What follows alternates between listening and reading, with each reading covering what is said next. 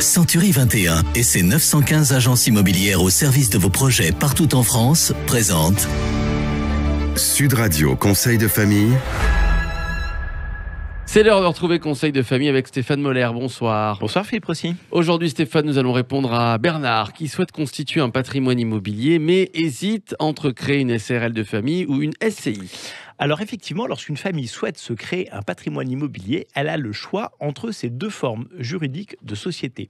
Mais elles n'ont pourtant pas exactement la même destination.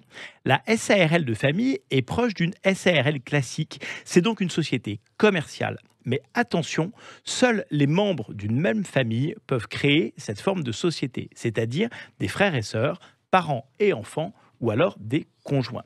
L'intérêt principal de la SARL de famille réside dans le fait que les associés peuvent choisir le régime de l'impôt sur le revenu et donc éviter une double imposition. Et qu'est-ce qu'une SCI ? Alors, il s'agit d'une société civile par opposition à la société commerciale, une société civile immobilière donc qui permet la gestion et la mise en place d'un patrimoine immobilier, pouvant aussi être soumise à l'impôt sur le revenu, mais ne pouvant pas avoir d'activité commerciale. Alors comment choisir Stéphane entre SCI et SARL de famille ? Eh bien la SARL de famille combine les caractéristiques fiscales d'une SCI et les caractéristiques commerciale d'une SARL. Il s'agit d'un choix assez complexe et tout dépend du projet qu'ont les associés et du type d'activité qu'ils veulent développer. Si l'activité familiale est une activité commerciale pure, la question du choix ne se pose pas, ils devront opter pour une SARL de famille.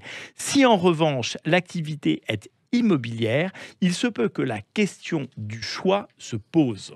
Et pour résumer, Stéphane ? Alors, pour résumer, les intérêts croisés de chacune de ces deux formes de société sont les suivantes. 1. La SARL de famille permet de limiter sa responsabilité à l'apport en capital, alors qu'avec une SCI, les associés sont responsables sur l'ensemble de leur patrimoine.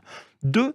La SCI impose une activité de location classique, alors que la SARL de famille impose quant à elle une activité de loueur en meublé. Les deux activités sont évidemment exclusives l'une de l'autre. La SARL de famille permet donc aux associés de bénéficier des avantages du régime réel de la location meublée non professionnelle. Et les inconvénients de la SARL de famille par rapport à la SCI ?